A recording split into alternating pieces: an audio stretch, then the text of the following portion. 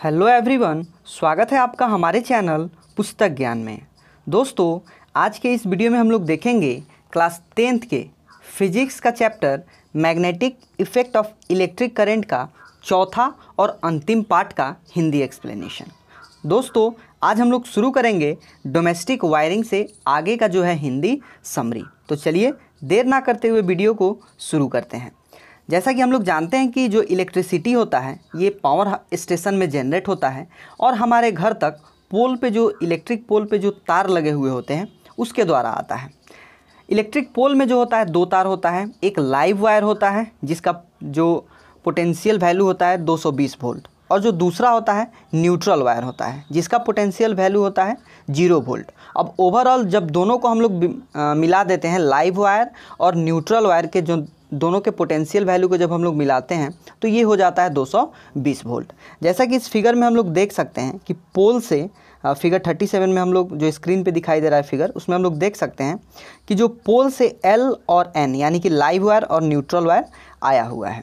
जो live wire होता है ये रेड इंसुलेटेड कवरिंग में रहता है, यानी कि लाल कवर उसके ऊपर लिपटा हुआ रहता है, और जो न्यूट्रल वायर है बेसिकली उसमें ब्लैक इंसुलेटिंग कवर मौजूद रहता है। अगर हम लोग न्यूट्रल वायर को छूते हैं तो हमें कुछ भी नहीं होगा, लेकिन अगर बाई चांस लाइव वायर हमारे संपर्क में आता है तो हमें झटका लग सकता है। इस फिगर में हम लोग देख रहे हैं कि जो L और N है यानी कि लाइव वायर और न्यूट्रल वायर है, ये इलेक्ट्रिक पोल से हमारे घर तक पहुंचता है, और जैसे ही हमारे घर में आता है तो सबसे पहले जो मेन फ्यूज रहता है जो लाइव वायर में लगाया गया है वहां तक पहुंचता है। जो लाइव वायर का जो तार है मेन फ्यूज से होते हुए आगे मीटर में जाता है। जो ये मेन फ्यूज है इसका जो रेटिंग होता है 50 एम्पियर का रेटिंग होता है। अब यहाँ पे एक टर्म हम लोग अब समझ लेते हैं कि जो फ्यूज होता है हमेशा हमें लाइव वायर में ही लगाना चाहिए या लाइव वायर में ही लगता है। कारण ये होता है कि मान लेते हैं कि अगर किसी कारणवश हमें घर में अगर कोई काम कराना है तो लाइव वायर का जो फ्यूज है उसको निकाल दिए, घर में आसानी से काम कर सकते हैं।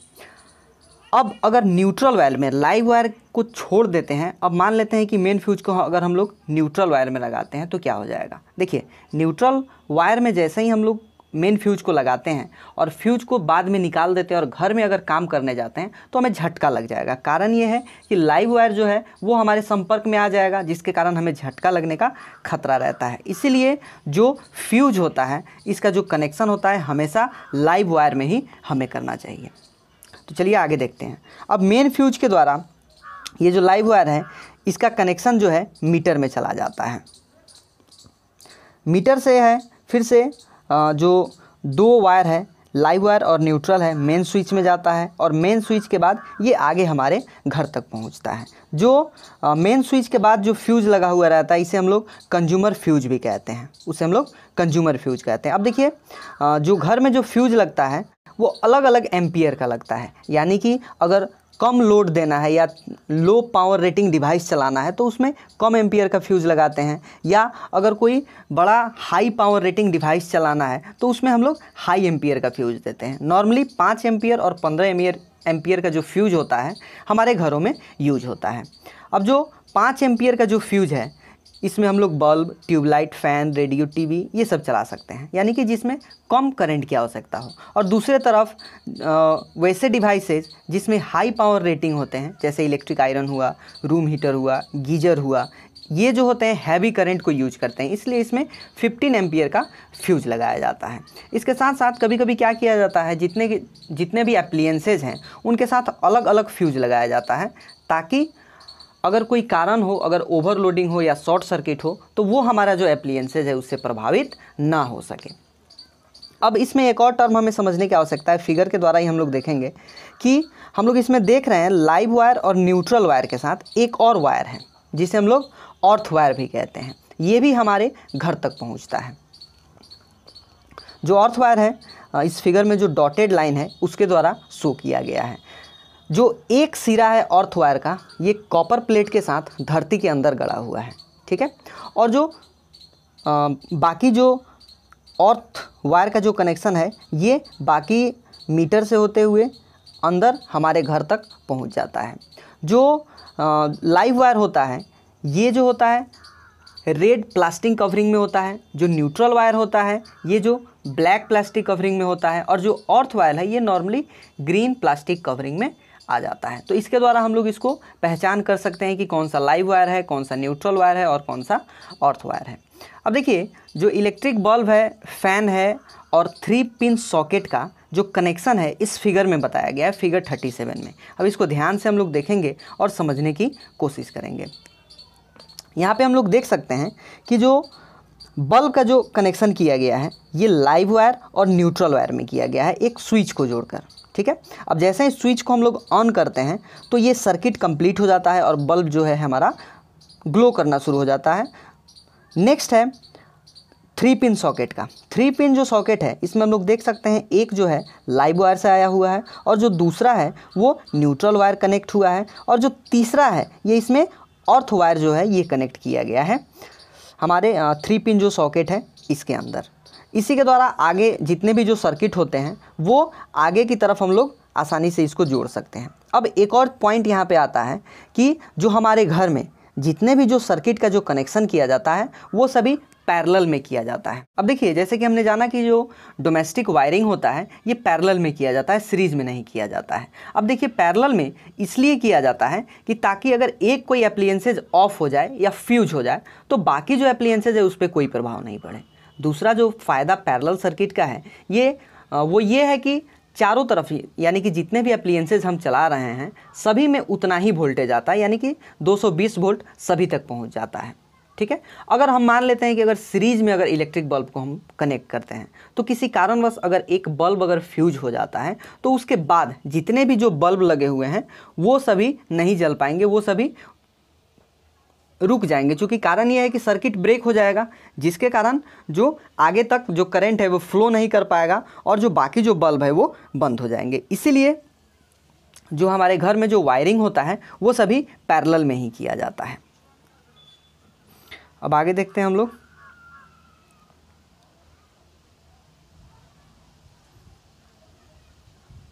अब नेक्स्ट टॉपिक है अर्थिंग ऑफ इलेक्ट्रिकल एप्लियंसेस। अब देखिए, अब हमें जैसा कि हमने इससे पहले फिगर में समझा कि जो अर्थिंग होता है वो हमने किस तरह से लगाया। अब जानते हैं कि जो अर्थिंग है ये ज़रूरी क्यों होता है, क्यों हम जो अर्थ वायर है इसको 3 पिन सॉकेट में हम लोग यूज करते हैं, क्या कारण है इसके पीछे। देखिए, कभी कभी क्या होता है कि हम लोग आयरन जब हम छूते हैं तो हमें झटका लगता है। अब जानते हैं कि ये झटका क्यों लगता है। देखिए, कभी कभी क्या हो जाता है कि जो मान लेते हैं एक आयरन के एग्जाम्पल में लेते हैं, जो आयरन है उसमें जो तार कनेक्ट रहता है तो उसका जो लाइव वायर है और जो न्यूट्रल वायर है कभी कभी चूहा के काटने के कारण या किसी कारणवश एक दूसरे के साथ सट जाते हैं, और जैसे ही ये चिपक जाता है एक दूसरे के साथ तब वो जो मेटल केस है, चूँकि जो आयरन का ऊपरी जो सतह होता है वो मेटल का होता है, ठीक है, उसमें टोटल में करंट फ्लो करना शुरू कर देता है। अब चूँकि हम आयरन कर रहे हैं, आयरन करते वक्त अगर हमारा हाथ किसी कारणवश उस मेटल केस के साथ टच आ जाता है, संपर्क में आ जाता है, तो वो जो करंट है हमारे शरीर के द्वारा फ्लो होते हुए नीचे की तरफ चला जाता है, अर्थ की तरफ, और हमें क्या हो जाता है, झटका लग जाता है। अगर किसी कारणवश किसी लकड़ी के चीज़ पे अगर हम खड़े हैं तो ये झटका कम लगता है, लेकिन लगता ज़रूरी है। अब इसी रिस्क से बचने के लिए, इसी इलेक्ट्रिक शॉक से बचने के लिए हमें अर्थ वायर यूज करना चाहिए, या जो थर्ड वायर जो हम लोग यूज करते हैं ऑर्थेड वायर, इसका यूज किया जाता है। देखिए, ये क्या होता है इस फिगर के द्वारा हम लोग समझते हैं। यहाँ जो फिगर 39 दिया गया है इसमें हम लोग देख सकते हैं कि जो डॉटेड लाइन है ये अर्थ वायर है। इस अर्थ वायर को जो आयरन का जो ऊपरी सतह यानी कि जो मेटल केस है उसके साथ कनेक्ट कर दिया जाता है कि अगर किसी कारणवश अगर इस मेटल केस में अगर इलेक्ट्रिक करंट फ्लो करना शुरू कर दे तो वो क्या होता है, वो उस अर्थ वायर के द्वारा नीचे की तरफ धरती में वापस चला जाता है, जिसके कारण हमें जो झटका है वो नहीं लग पाता है। इस तरह से जो अर्थ वायर है हमें इलेक्ट्रिक शॉक लगने से बचाता है। इसके साथ साथ अगर जो फ्यूज है, चूँकि जब इलेक्ट्रिक हमारे शरीर के द्वारा जब फ्लो अगर करेगा, अगर अर्थ वायर नहीं है तो जो फ्यूज है वो भी ब्लो कर जाता है, यानी कि जो फ्यूज है वहाँ से भी संपर्क टूट जाता है। इसके कारण ये हमें प्रिवेंट करता है अर्थ वायर। अब देखते हैं अगला टॉपिक है इलेक्ट्रिक फ्यूज। इलेक्ट्रिक जो फ्यूज होता है ये एक ऐसा सेफ्टी डिवाइस होता है जो शॉर्ट सर्किट और ओवरलोडिंग के कारण उसके अंदर जो पतला सा जो वायर रहता है वो ब्रेक हो जाता है और पूरे घर का जो सर्किट है, जो करंट फ्लो कर रहा है, उसको रोक देता है, जिसके कारण घर में आग लगने से बच जाता है या बाकी जो हमारे इलेक्ट्रिकल एप्लियंसेज है वो ख़त्म होने से बच जाते हैं। जो इलेक्ट्रिक, हम लोग जानते हैं कि जो इलेक्ट्रिक वायर हमारे घर में वायरिंग के लिए यूज होता है वो कॉपर मेटल का होता है, क्योंकि जो कॉपर होता है ये गुड कंडक्टर ऑफ इलेक्ट्रिसिटी होता है और इसका जो रेसिस्टेंस होता है ये भी कम होता है। अब देखिए, कभी कभी क्या होता है, हम लोग अपने घरों में अधिक करंट जो है वो कंज्यूम करना शुरू कर देते हैं, ठीक है। जैसे कि अगर एक ही ब्लॉक में बहुत सारे अप्लायंसेज अगर हम लोग चला रहे हैं तो इसके कारण जो हमारे वायर है उसमें अधिक करंट फ्लो होना शुरू हो जाता है, जिसके कारण दो चीज़ हो सकता है। पहला, या तो शॉर्ट सर्किट, नहीं तो ओवरलोडिंग। अब इस शॉर्ट सर्किट के कारण भी आग लग जाता है और ओवरलोडिंग के कारण भी आग लग जाता है। अब इसे समझने की कोशिश करते हैं कि शॉर्ट सर्किट कैसे होता है। अब मान लेते हैं कि किसी कारणवश अगर लाइव वायर और न्यूट्रल वायर एक दूसरे के साथ चिपक जाते हैं या एक दूसरे के साथ सट जाते हैं, तब क्या हो जाता है, शॉर्ट सर्किट हो जाता है। जब दोनों वायर सट जाते हैं तो सर्किट का जो रेसिस्टेंस होता है वो कम हो जाता है, और जैसे ही जब रेसिस्टेंस कम हो जाता है तो अधिक मात्रा में जो करंट है ये वायर के द्वारा फ्लो होना शुरू हो जाता है, जिसके कारण जो वायर है वो गर्म हो जाता है और ये भी हो सकता है कि उस वायर में आग लग जाए, जिससे हमारे जो डिवाइस हैं या बाकी जितने भी घर में सामान है वो जल सकता है। और जो दूसरा कारण है वो होता है ओवरलोडिंग। कभी कभी क्या होता है, जैसे हमने अभी तुरंत आपको बताया कि एक ही जो सॉकेट है उसमें हम लोग बहुत सारे एप्लियंसेज को रन कराना शुरू कर देते हैं, जिसके कारण उस पार्टिकुलर वायर में अधिक जो करंट है वो फ्लो करना शुरू कर देता है, जिसके कारण जब अधिक करंट फ्लो होगा तो वो वायर होगा वो गर्म होगा और गर्म होने के कारण उसका टेम्परेचर बढ़ेगा, टेम्परेचर बढ़ने के कारण आग लग सकता है। तो इन सभी चीज़ों से बचने के लिए फ्यूज का यूज किया जाता है, और ये जो फ्यूज है ये जो हमारे एप्लियंसेज हैं इन सभी को जलने से या हमारे घर जलने से ये बचा देता है। जो फ्यूज होता है इसे हम लोग सीरीज में कनेक्ट करते हैं इलेक्ट्रिक सर्किट में। अब देखते हैं जो फ्यूज का जो यहाँ पे फिगर बताया गया है, फिगर 43 में हम लोग देख सकते हैं इलेक्ट्रिक फ्यूज को। इसमें ए नंबर में बताया गया है कि नॉर्मल जो सरकमस्टेंसेज होते हैं इसमें जो फ्यूज है वो किस तरह होता है। बीच में हम लोग देख सकते हैं कि जो फ्यूज वायर है एक हम लोग पतला सा वायर हम लोग लगाते हैं, और इसके बी में हम लोग देख सकते हैं कि जो फ्यूज है ये ब्रोक हो चुका है, यानी कि अगर टेम्परेचर अधिक बढ़ जाता है तो ये जो फ्यूज है ये मेल्ट हो जाता है और सर्किट को ब्रेक कर देता है, जिसके कारण आगे जो है वो इलेक्ट्रिक करंट पास नहीं हो पाता है और हमारे घर के जो बाकी एप्लियंसेज है वो बच जाते हैं। जब शॉर्ट सर्किट होता है या ओवरलोडिंग हो जाता है तो करंट अधिक हो जाता है, और जैसे ही करंट अधिक होगा तो जो फ्यूज वायर है वो अधिक करंट को सहन नहीं कर पाएगा, गर्म हो जाएगा और वो ब्रेक हो जाएगा, ठीक है। और जैसे ही फ्यूज वायर है वो ब्रेक होगा, हमारे घर में आगे की तरफ करंट फ्लो नहीं करेगा, और जिसके कारण हमारे जो एप्लियंसेज हैं वो बच सकते हैं। अब कुछ इंपॉर्टेंट पॉइंट हम लोग को समझना है कि फ्यूज वायर के संबंधित, ठीक है। जो भी फ्यूज वायर हम लोग यूज करते हैं वो पतला होना चाहिए, मोटा नहीं होना चाहिए। अब ये कारण जानते हैं कि क्यों पतला होना चाहिए, मोटा क्यों नहीं होना चाहिए। तो जो पतला वायर होता है, रेसिस्टेंस अधिक होता है तो उसका हीटिंग इफेक्ट ऑफ करंट जो होता है ये भी ज़्यादा होता है, यानी कि अगर रेसिस्टेंस हाई है तो हीटिंग इफेक्ट ऑफ करंट भी हाई है, जल्दी वो क्या हो जाएगा, गर्म हो जाएगा, ठीक है। जिसके कारण जो फ्यूज जो है वो ब्रेक हो जाएगा और बाकी जो इलेक्ट्रिक वायरिंग है वो सेफ रह जाएगा। अगर जो फ्यूज वायर है उसमें अगर हम लोग मोटा तार यूज करते हैं तो जो मोटा तार का रेसिस्टेंस लो होता है, और जब इसका रेसिस्टेंस लो है यानी कि इसका मेल्टिंग पॉइंट भी जो होगा ये कम होगा, ये जल्दी जो है ब्रेक नहीं होगा, जिसके कारण जितना भी करंट हमारा जो एप्लियंसेस कंज्यूम कर रहा है उतना उस फ्यूज वायर के द्वारा वो आगे की तरफ जाते रहेगा। मान लेते हैं ओवरलोडिंग हो या शॉर्ट सर्किट हो, उससे उसको कोई फ़र्क नहीं पड़ेगा, जिससे हमारे जो एप्लियंसेज है वो ख़त्म हो सकते हैं। जो फ्यूज वायर है इसका भी एक प्रॉपर थिकनेस होता है, ये डिपेंड करता है कि कितना करंट हमें यूज करना है। जैसे इससे पहले हमने देखा था कि 5 एम्पियर, 15 एम्पियर, 1 एम्पियर, 2 एम्पियर का अलग अलग फ्यूज होता है। जहाँ जैसे यूज किया जाता है, जितना क्वांटिटी का हमें करंट चाहिए वहाँ पे उस हिसाब से फ्यूज को लगाया जाता है। आजकल मिनिएचर सर्किट ब्रेकर यानी कि MCB जो है इसका यूज किया जा रहा है। इसमें और फ्यूज में दोनों का काम एक ही है, सर्किट को ब्रेक करना। जब कहीं ओवरलोडिंग हो या कहीं शॉर्ट सर्किट हो। लेकिन फ्यूज और एमसीबी में अंतर क्या होता है, इसको थोड़ा सा जान लेते हैं। जो फ्यूज होता है, जो नॉर्मल फ्यूज हमारे घरों में यूज होता है, उसमें क्या होता है, फ्यूज वायर लगा हुआ रहता है। यानी कि अगर कभी ओवरलोडिंग हो तो जो उसमें जो पतला जो वायर लगा हुआ रहता है वो ब्रेक हो जाता है। लेकिन एमसीबी में वायर कुछ नहीं लगा हुआ रहता है।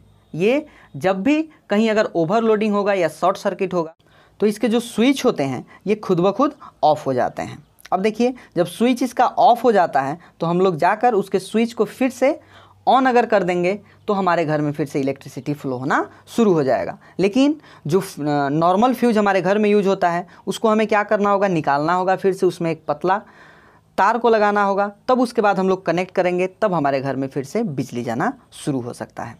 जो एमसीबी होता है ये हीटिंग इफेक्ट ऑफ करंट पे काम नहीं करता है, बल्कि ये magnetic effect of electric current पे काम करता है। अब बहुत सारे ऐसे भी फ्यूज होते हैं जो पार्टिकुलर डिवाइस के लिए अलग अलग यूज किया जाता है। अलग अलग इलेक्ट्रिकल एप्लीएंसेज के लिए अलग अलग फ्यूज लगाया जाता है। जैसे जो टीवी सेट होता है उसके अंदर बहुत सारे फ्यूज भी लगे हुए रहते हैं, 1 एम्पियर 2 एम्पियर, उसके हिसाब से जितना बड़ा टीवी है उसके हिसाब से जो फ्यूज है वो लगे हुए रहते हैं। अब आगे की जो टॉपिक है उसको देखते हैं,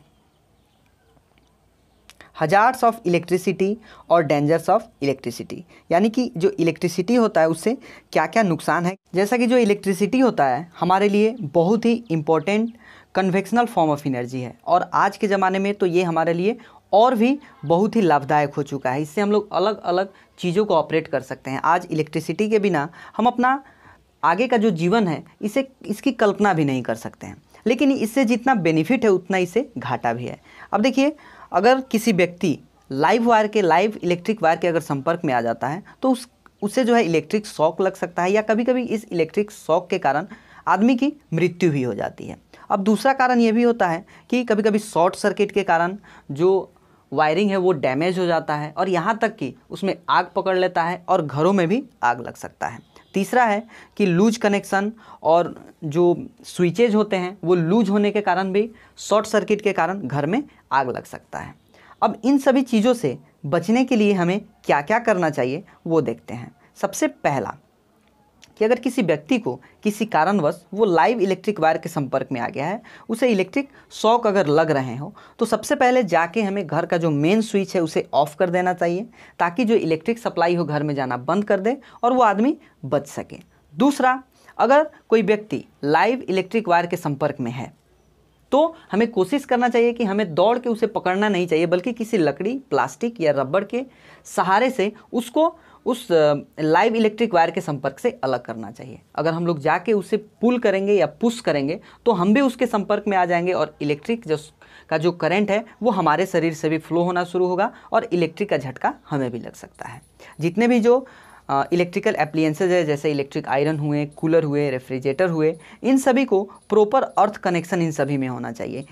यानी कि अगर बाई चांस किसी कारणवश कभी अगर इनमें इलेक्ट्रिक शॉक आ जाता है तो वो अर्थ वायर के द्वारा नीचे की तरफ चला जाए।